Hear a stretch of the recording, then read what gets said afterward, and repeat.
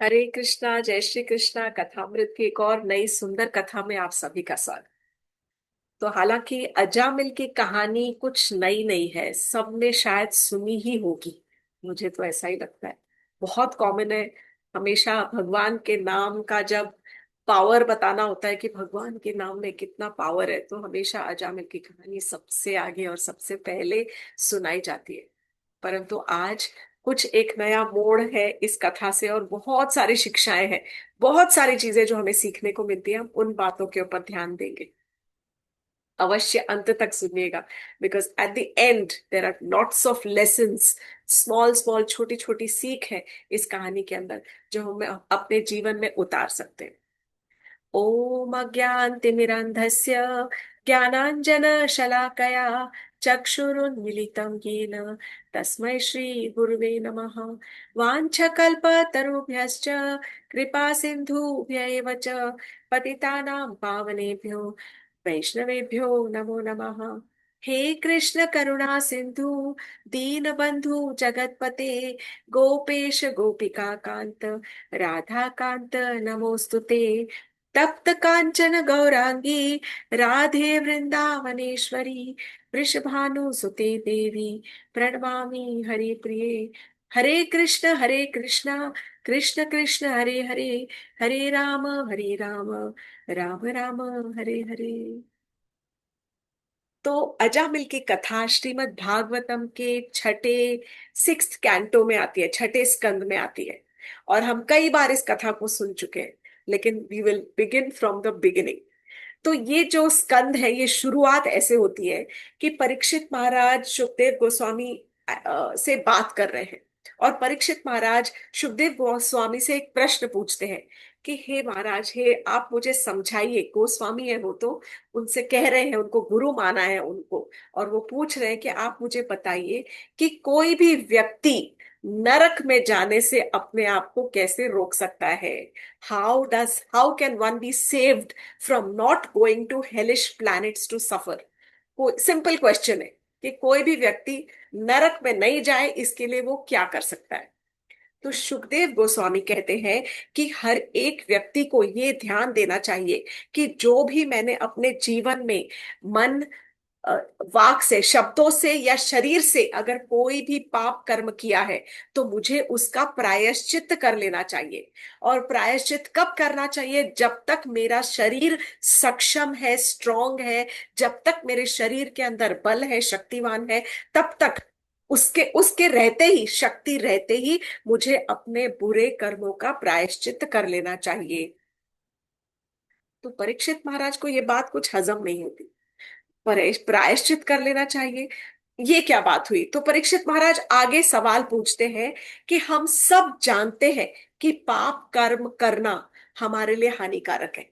ठीक है, झूठ बोलना हानिकारक है, किसी को चोट पहुंचाना, कुछ अपने शब्दों से किसी के हृदय को चोट पहुंचाना, ये सब हानिकारक है। लेकिन फिर भी हम देखते भी हैं कि लोगों को इस अपने बुरे कर्मों के किए हुए कर्मों का फल मिलता भी है। लेकिन फिर भी हम अच्छे और बुरे कर्मों में झूलते ही रहते हैं।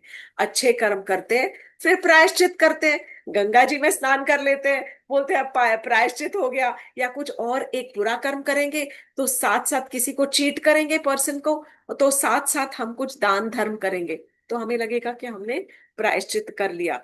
तो ये जो आपकी बात है, ये कुछ पल्ले नहीं पड़ रही कि आप बुरा भी करते रहो और अच्छा भी करो। उसका अटोन करने के लिए, प्रायश्चित करने के लिए आप अच्छे कर्म कर रहे हो। तो ये जो प्रोसेस है पाप करने का और फिर पुण्य करने का, ये तो यूजलेस है। सीधा ही वो बोलते हैं। तो सुखदेव गोस्वामी मुस्कुरा उठते हैं।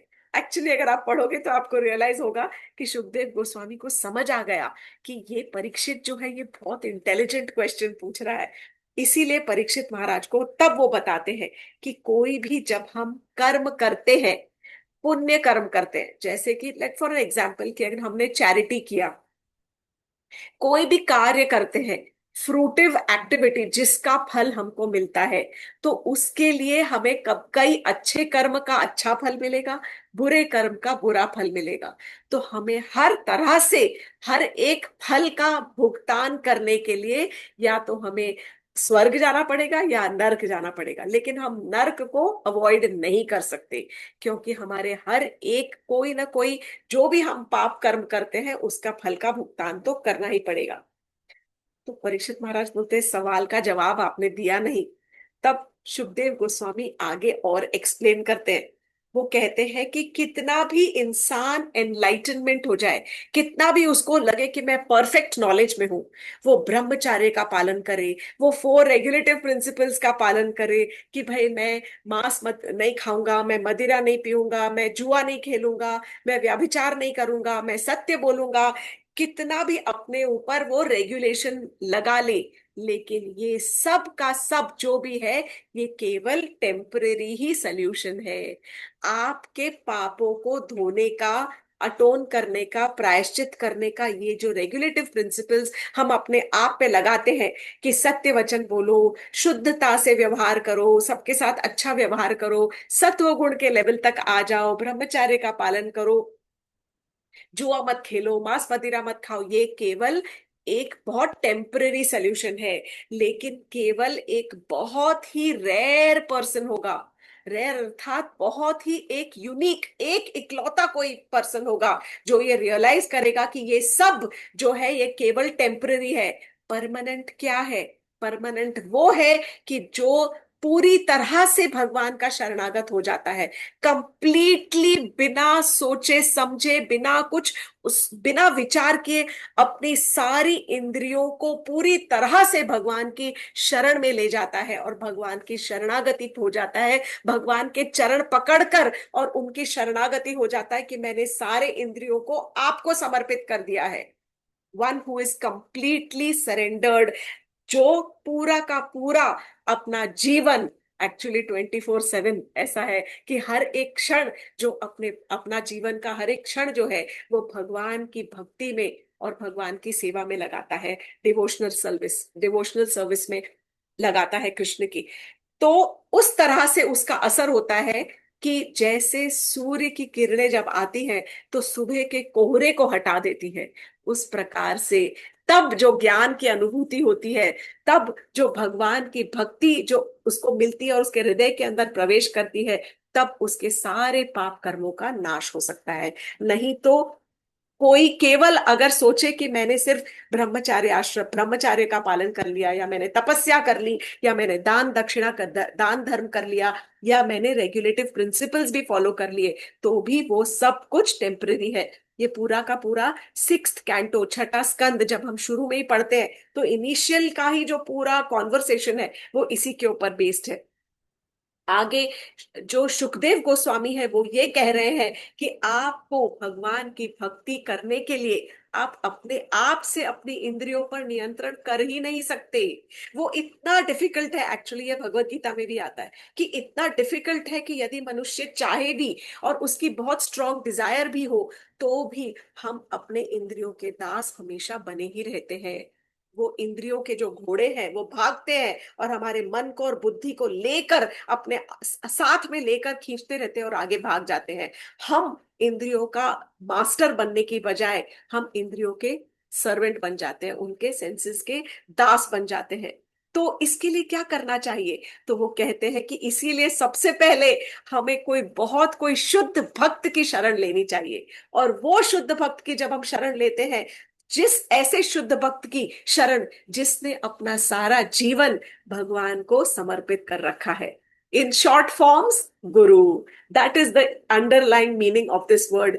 कि यदि हमें अपने पाप कर्मों का प्रायश्चित करना है, या हम हेलिश प्लैनेट्स में या नर्क में जाने से अपने आप को रोकना चाहते हैं, तो हमें सबसे पहले कोई ऐसे व्यक्ति को ढूंढना पड़ेगा कि जिसने अपना सारा जीवन जो है वो भगवान के नाम पे समर्पित कर दिया हो। और उनकी शरण जब पकड़ेंगे, तब वो हमें दिशा दर्शाएंगे, दिखाएंगे, मार्गदर्शन करेंगे, और वो हमें भगवान के चरणों की ओर ले जाएंगे और भगवान की चरणों की भक्ति प्राप्त करने का तरीका बताएंगे।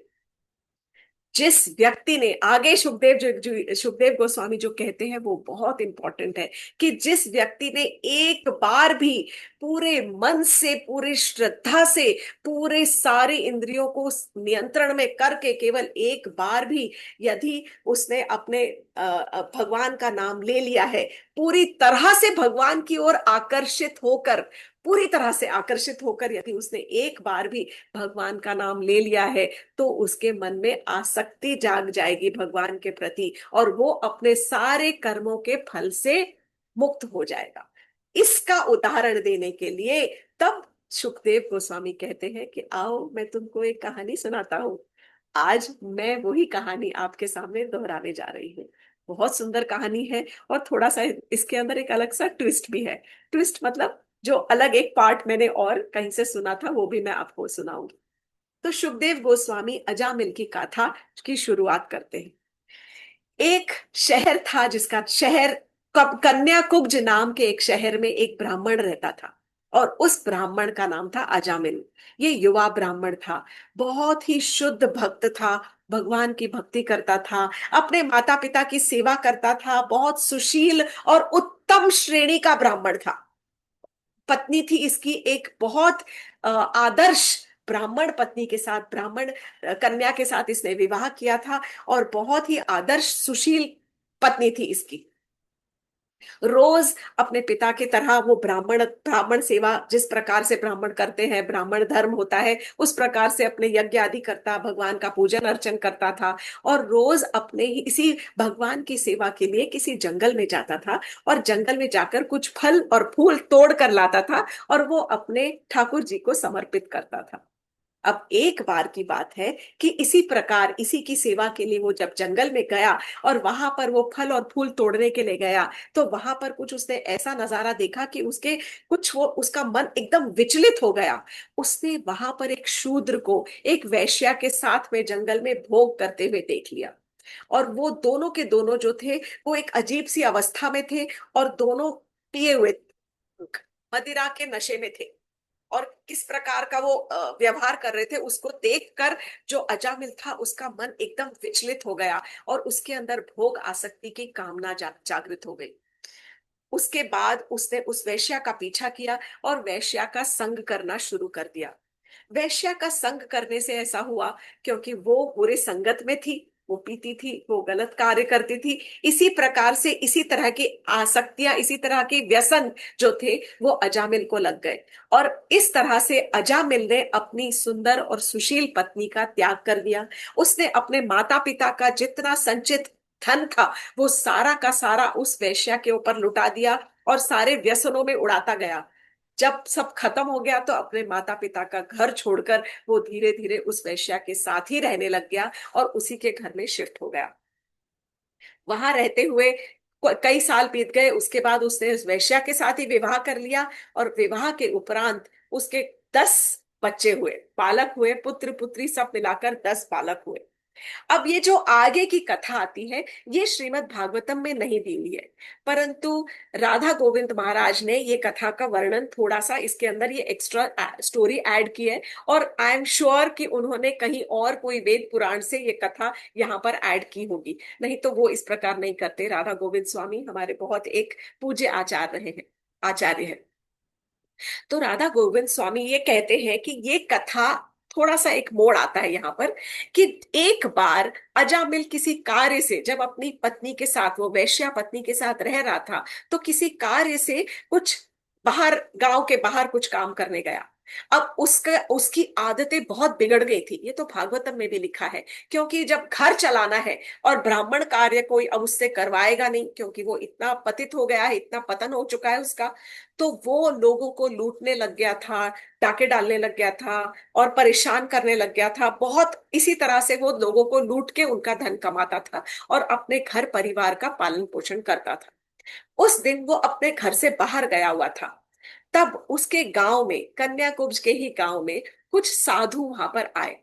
अब संध्या का समय था और सूर्यास्त होने ही वाला था, तो साधु समझ नहीं आ रहा था, वो सोच रहे थे कि ऐसा कहीं पर कोई हमें घर मिल जाए, कोई साधु महात्मा का घर हो, जहां पर हम एक रात को शरण ग्रहण कर सके, और जहां हमें थोड़ा सा कुछ भोजन पाने को मिल जाए। उस गली में कुछ बच्चे खेल रहे थे और साधु उन बच्चों की तरफ गए और पूछने लगे कि बालक, हमें जरा बताओ कि यहाँ पर कोई तुम्हारे गांव में कोई साधु महात्मा रहता है क्या, कि जहां पर हम जाकर रात गुजार सके और कुछ भोजन कर सके। तो बच्चे मजाक करने लग गए और बोले, साधु, हाँ हाँ, हमारे गांव में तो बहुत बड़ा एक साधु रहता है, अजामिल उसका नाम है, वो रहा उसका घर, वहां चले जाओ आप। बच्चों ने तो मजाक करके और कह दिया, क्योंकि एक समय पर जो अजामिल था वो सच में साधु था, वो एक ब्राह्मण था, वो एक सुशील, एक बहुत सभ्य व्यक्ति था, साधु की तरह ही उसकी क्वालिटीज थी। पर अब बच्चों ने उसका मजाक उड़ाना शुरू कर दिया था, सारे गांव वाले उसका मजाक उड़ाते थे, और बच्चों ने तो यूं ही मजाक मजाक में कह दिया कि साधु, हाँ हाँ, है ना, हमारे गांव में एक बहुत बड़ा साधु है, वो वहां रहता है। अब साधुओं को समझ नहीं आया, और साधु बेचारे एकदम सीधे साधे व्यक्ति, सरल हृदय, और उन्होंने बच्चों की बात मानते हुए वो सीधा अजामिल के घर की तरफ जाके उन्होंने उनका कुंडा खटखटाया। अजामिल की जो पत्नी थी उस समय वो गर्भवती थी, और उसने वो कुंडा खोला और साधुओं को देखकर उसे समझ नहीं आया कि क्या करे।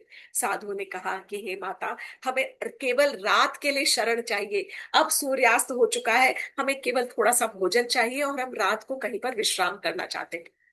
उसने कहा कि मेरे पति घर पर नहीं है, परंतु मैं आपको अपने घर के आंगन में यहाँ पर आश्रय दे सकती हूँ, इस आंगन में आप विश्राम कीजिए। और ये रहा घर से अंदर रसोई से लाकर उसने कच्चे दाल और चावल दे दिए, कि इस प्रकार यहाँ पर आप अपना चूल्हा ले करके और आप अपने लिए खाना बना लीजिए। ये करके और वो अंदर चली गई। अब उस समय अजामिल की जो पत्नी थी उसके ऑलरेडी 9 बालक हो चुके थे। This was the 10th time that she was pregnant. वो गर्भवती थी और साधु महात्मा को पता नहीं था। साधुओं ने अपना दाल चावल बनाया, शांति से भगवान को भोग लगा के भोजन प्रसाद खाया, और उसके बाद पूरी रात वहां पर उन्होंने विश्राम किया।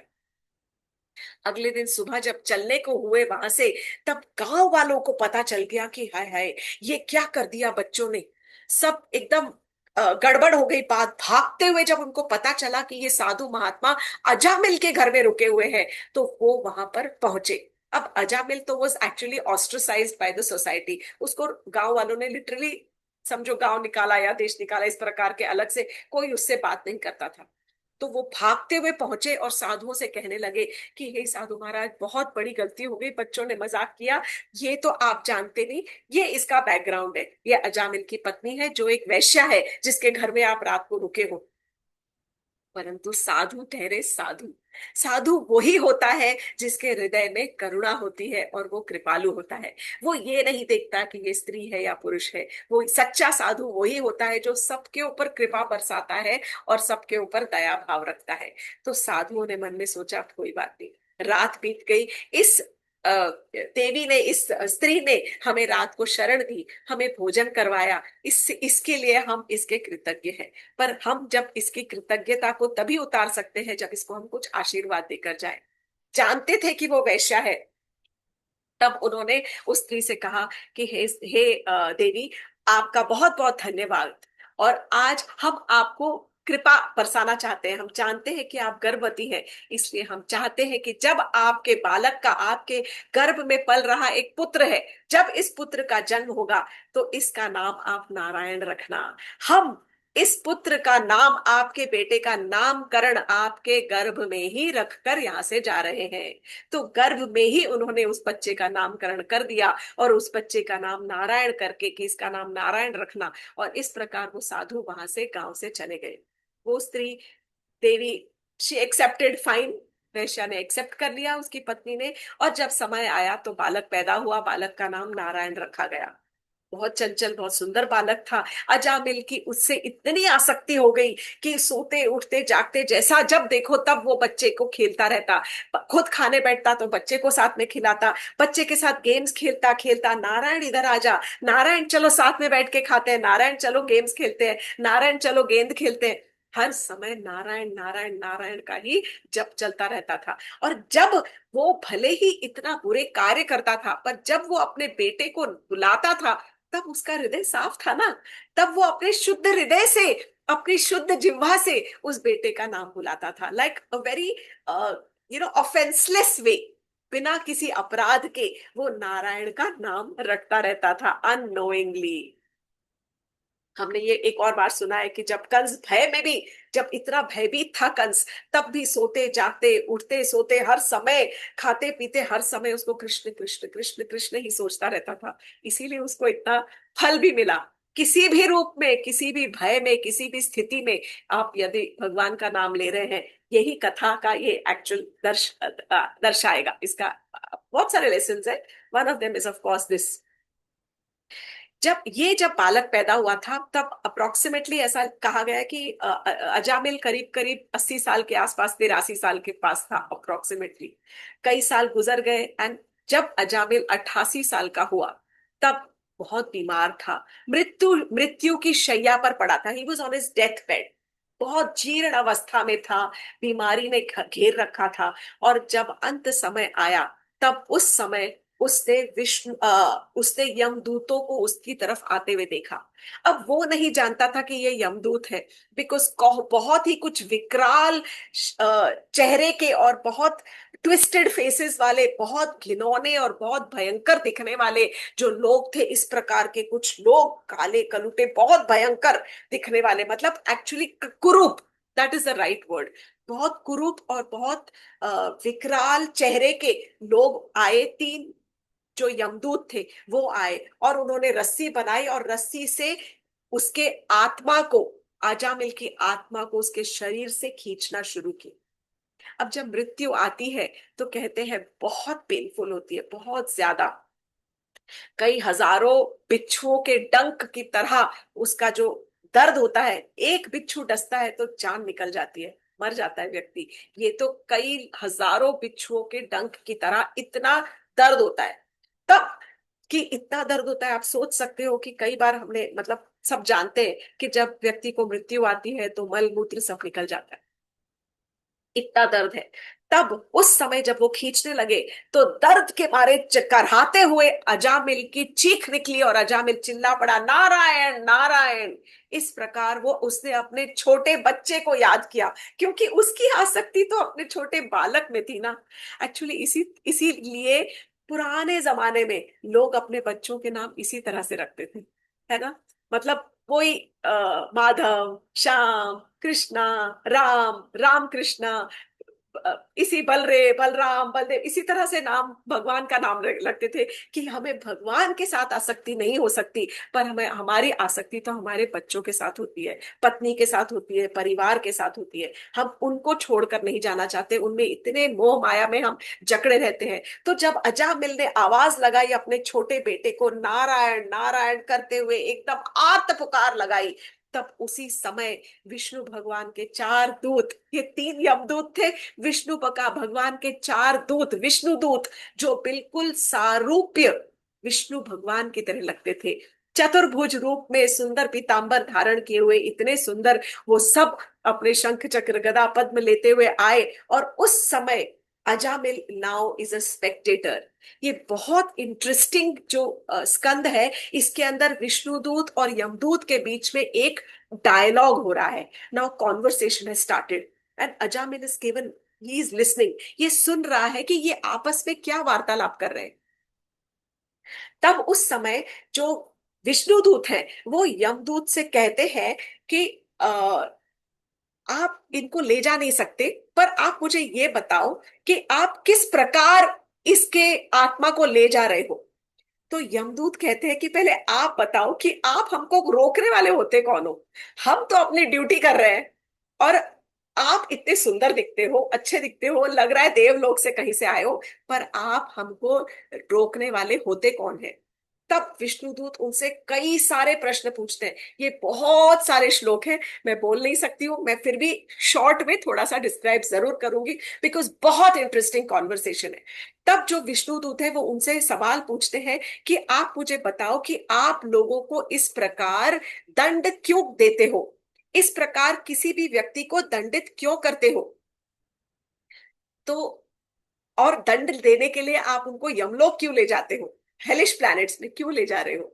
तब जो यमदूत है वो कहते हैं कि कोई भी व्यक्ति, यदि वो पुण्य करे या वो पाप कर्म करे, लेकिन वो कर्म फल से निकल नहीं सकता, क्योंकि हर एक कर्म का फल है। तो उस कर्म फल के बंधन से वो छूट नहीं सकता। तो जो भी उसने यदि पाप कर्म करे हैं, उसके कर्म का जो फल है, उसका उसको फल भुगतना ही पड़ेगा। और हर एक व्यक्ति जो है वो three modes of material nature, मतलब सत्वगुण, तमोगुण, सत्वगुण, रजोगुण, तमोगुण, इन तीनों गुणों के अधीन है।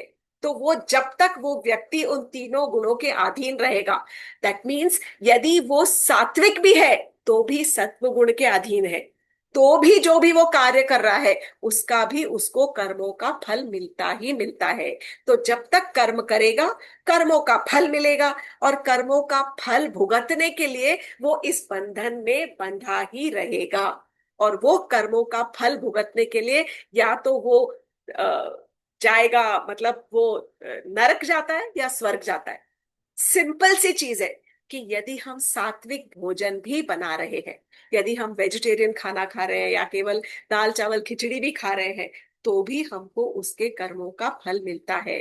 और वो भी कर्म पुण्य कर्म में नहीं आएगा, उसका भी फल हमको भुगतना पड़ेगा, पाप कर्म, क्योंकि वो पेड़ कटा है, टूटा है, निकाला गया है। और फिर पेड़ों को काटना या तोड़ना भी एक पाप कर्म में आता है।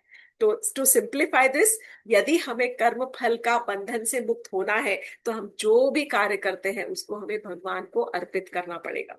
हर एक कार्य को we will have to offer it. जो भी हम खाते हैं, जो पहनते हैं, जो कार्य करते हैं, सुबह से लेकर रात तक जो भी कार्य कर रहे हैं, यदि हम सुबह अपनी भावना को बदली करेंगे, चेंज करेंगे कॉन्शियसनेस की कि हे प्रभु, आज मैं जो भी कार्य करने जा रहा हूँ, कार्य करने जा रही हूँ, मैं अपने परिवार का जो मैं मेंटेनेंस कर रहा हूँ, या मैं अपने गृह पर, अपने काम पर जा रहा हूँ, all what I am doing I am offering to you, because ये परिवार आपका है। So it is only a change of consciousness actually. पर ये जो विष्णुदूत को वो समझा रहे हैं, तो वो यमदूत कहते हैं कि यमराज जो है हर एक व्यक्ति की आत्मा का, हर एक व्यक्ति का भूत और प्रेजेंट, वर्तमान, उसका वही खाता रखते हैं कि आपने पहले किया किया और आज क्या कर रहे हो। और उसी प्रकार से उनको अंदाजा हो जाता है, अंदेशा हो जाता है कि ये व्यक्ति आगे क्या करने वाला है। और उसी प्रकार से ये इसका ये निश्चित कार्य होगा, इसका फल इसको भुगतना पड़ेगा, ये फल भुगतने के लिए ये इस प्रकार से रिएक्ट करेगा। इसीलिए जिस प्रकार से रिएक्ट करेगा उस प्रकार से उसको उसका रिजल्ट मिलेगा। तो हर एक व्यक्ति का बही खाता मिलता है, क्योंकि इसने अपनी इंद्रियों पर नियंत्रण नहीं रखा, इसलिए इसका ये भुगतान इसको करना पड़ेगा। बहुत डिटेल्ड डिस्क्रिप्शन दिया है यमदूतों ने कि किस प्रकार हर एक आत्मा जो है इस भौतिक जगत के अंदर, इस भौतिक शरीर के अंदर फंसी हुई है, और अपने हर एक कर्म के फल के बंधन में बंधी हुई है।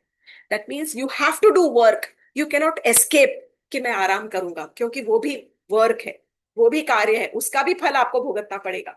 तो कार्य तो करना ही पड़ेगा, और जब हम कार्य करेंगे तो उसका फल भी भुगतना पड़ेगा। अच्छा करे, सात्विक करे या तामसिक करे, हर एक का लेवल ऑफ द, जो लेवल है कार्य के फल का, वो कम हो सकता है, पर कंप्लीटली वो मिटेगा नहीं, क्योंकि every action has a reaction.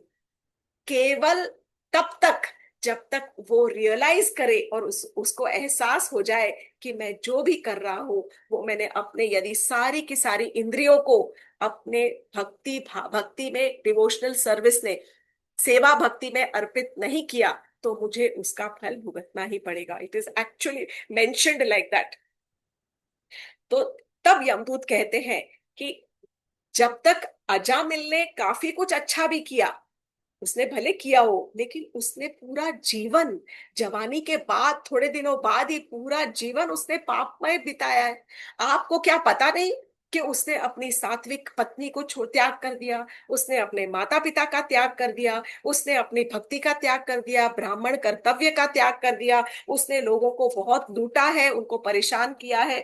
तब विष्णुदूत ने कहा कि आप अपने लीडर को, जो आपके लीडर है, कौन है यमदूतों के लीडर? यमराज। तो विष्णुदूत कहते हैं, again a very long conversation, I am cutting it short. तब जो विष्णु दूत है वो यमदूतों को कहते हैं कि आप अपने जो नायक है ना, अपने नेता यमदूत को, यमराज को, उनसे जाकर कहिए कि एज अ लीडर उनको थोड़ा और करुणामयी होना पड़ेगा। He will have to be more compassionate. किसकी प्रति कंपैशनेट? उनके प्रति जिन्होंने भगवान की शरण ग्रहण कर ली है।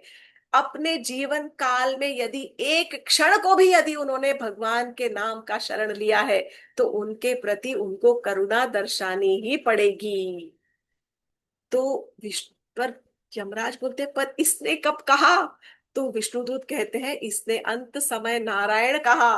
नारायण नारायण कहा। और जब नारायण कहा तब उस समय उसका हृदय शुद्ध था। उसकी जिह्वा पर केवल नारायण का नाम था। उसने कोई अपराध नहीं किया था उस समय। और एक बार नहीं, अंत समय तो कहा ही, पर उसने कई बार नारायण का स्मरण किया है। वो ये नहीं बोल रहे कि उसने अपने बेटे का स्मरण किया है, क्योंकि उनके लिए तो यही था कि उसने नारायण का स्मरण किया है। और जब उसने नारायण का स्मरण किया है और नारायण नाम का उच्चारण किया है, यही उसका प्रायश्चित हो गया है। और ये आप अपने लीडर को जाके कह दो कि उनको ऐसे आत्माओं को बख्शना ही पड़ेगा, जिन्होंने अपने जीवन काल में या जीवन मृत्यु की शैया पर जिसने कभी भगवान का नाम का उच्चारण कर लिया है शुद्ध हृदय से, तो उसके पास वो अपने दूतों को नहीं भेजेंगे। तो अर्थ ये हुआ कि यदि हम अपने जीवन काल में यदि एक बार भी मतलब आते जाते ये बोलते अरे ये जो है ना, ये हरे कृष्णा मंदिर है, तो वो जब हमने चैंट कर लिया हरे कृष्णा, वो भी हमारे बही खाते में ऐड हो जाता है।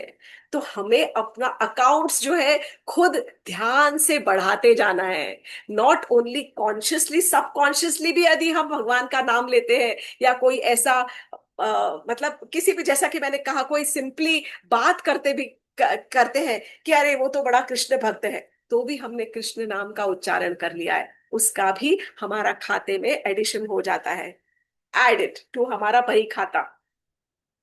इस प्रकार कहते हुए विष्णु दूतों ने यमदूतों से कह दिया कि आप अजामिल की आत्मा को नहीं ले जा सकते, आपको इसको छोड़ना ही पड़ेगा। ये अजामिल भगवान का भक्त है। पर ये कहते हुए जो यमदूत थे वो वहां से चले गए। अब अजामिल इस कॉन्वर्सेशन को सुन रहा है। और तब विष्णु दूतों ने जो रस्सी बांध के उसके आत्मा को खींचने के लिए डाली थी, वो जो नूज था वो खोला, और फिर वहां से विष्णुदूत चले गए। जो यमदूत चले गए, यमदूत भी चले गए, और वहां से विष्णुदूत भी चले गए। अर्थात अजामिल को एक सेकंड चांस मिल गया।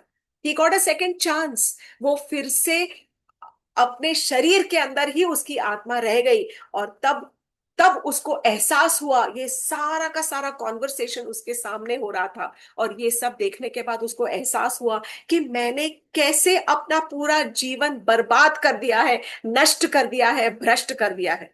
तब उसने डिसीजन लिया कि अब तक जो किया सो किया, अब मुझे अक्ल आ गई है। Because he heard everything in detail, ध्यान से उसने सुना।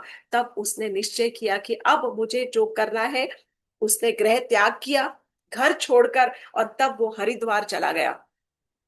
उसने उसको एहसास हो गया कि किस प्रकार उसने अपने काम भावना के आगोश में आकर अपने इंद्रियों पर नियंत्रण छोड़ दिया था। और तब उसने किस प्रकार अपने जीवन का सर्वनाश कर दिया था। अपने माता पिता को अकेला छोड़ दिया था, अपनी पत्नी को छोड़ दिया था, त्याग किया है। और उसने बहुत जो पाप कार्य किए, वो वहां से उसको समझ नहीं आ रहा था कि ये जो मैंने देखा ये क्या, was it like a dream, क्या मैं स्वप्न देख रहा था। उसने विष्णुदूतों को प्रणाम करने की चेष्टा की, पर तब तक विष्णुदूत जा चुके थे वहां से।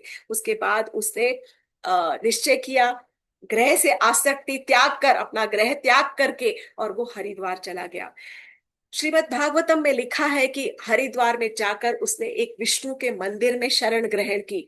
और वहां पर शरण लेकर उसने अपनी इंद्रियों पर नियंत्रण कंट्रोल करके, और उसने अपने पांचों इंद्रियों को, सब पूरे शरीर शरीर सहित सब कर्मेंद्रियों को, और सारे जो मतलब all the senses and the actions oriented senses, सबको उसने भगवान की भक्ति में लगाया है। और भक्ति सेवा के अंदर सेवा, भगवान की जो सेवा भक्ति में लगाकर, उसके बाद आखिरी दिनों में पूरी तरह से उसने भगवान की शरणागत ले ली।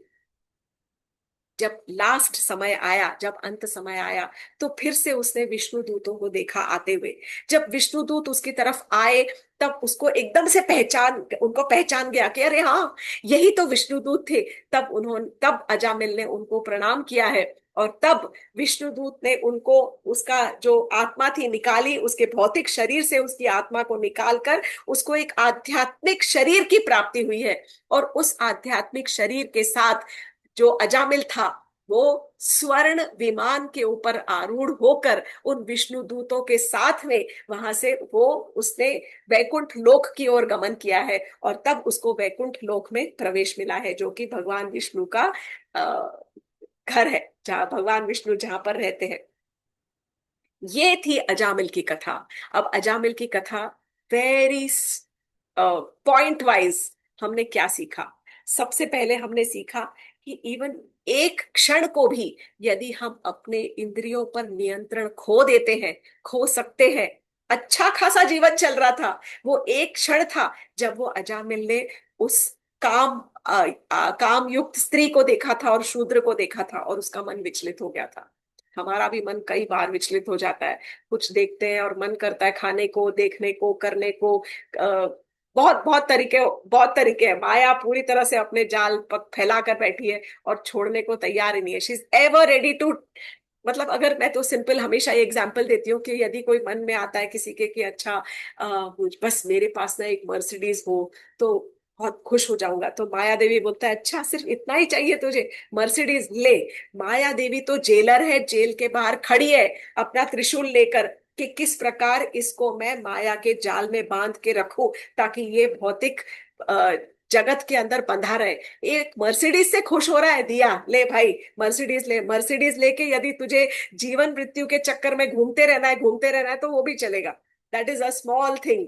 बाहर निकलने की बात मत करना, क्योंकि बाहर निकलने के लिए बहुत कोशिश, बहुत प्रयत्न करना पड़ता है, अपनी इंद्रियों पे संयम करना पड़ता है। तो फर्स्ट लेसन, एक क्षण को भी यदि हमारी इंद्रियां भटकती हैं और हमारा इंद्रियों पर से संयम हटता है, तो हमने देख लिया कि इसका क्या क्या परिणाम हो सकता है। इसके अलावा हमने ये भी देखा कि एक क्षण को भी यदि अच्छा एसोसिएशन मिलता है, सत्संग का क्या प्रभाव है। केवल सत्संग जो उसने अच्छा किया था पहले, अजामिल ने, उसका भी प्रभाव उसको मिला। सत्संग जो उसकी पत्नी को मिला, उसके जो उसने पुण्य कार्य किया और साधुओं का संग जो उसको मिला, उसके उसकी वजह से, उसके परिणाम स्वरूप उसके बेटे को एक नाम ऐसा मिला कि जिसकी वजह से उसके पति को बुद्धि खुल गई और आंखें खुल गई।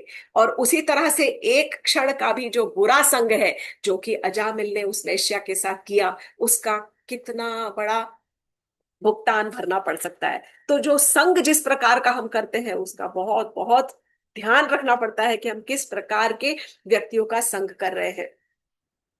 भगवान के नाम का तो हमने देख ही लिया कि भगवान के नाम का कितना बड़ा पावर है, कितनी शक्ति है, कि यदि हम अपने जीवन भर में एक बार भी ना सोचते हुए भी उच्चारण करते हैं, तो वो भी हमारे बही खाते में जुड़ जाता है। जो भी हम पुण्य, जो जो अजामिल ने पिछले जन्म में, पिछले पार्ट ऑफ द लाइफ में जितने पुण्य कमाए थे, उसका भी फल ये मिला। कोई ये सोच सकता है कि भाई इतना उसने पुण्य किया, इतना पाप किया, तो फिर भी उसको एक सेकंड चांस मिल गया, हमें क्यों नहीं मिलता सेकंड चांस? तो ऐसा है कि उसने पुण्य काम किए थे और उसका उसका खाता जुड़ा रहा। करेक्ट।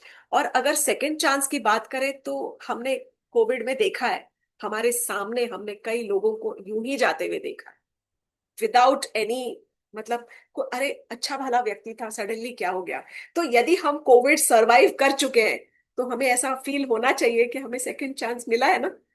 सेकंड चांस जब मिला है, कोविड सरवाइव कर लिए हम, तो ये हमारे लिए सेकंड चांस ही है। एक नया जीवन हमको मिला है। एक चीज ये दिमाग में और आती है कि जब अजामिल ने कुछ गलत काम किए, तो भगवान ने उसके ऊपर कृपा दृष्टि बरसाई। क्यों?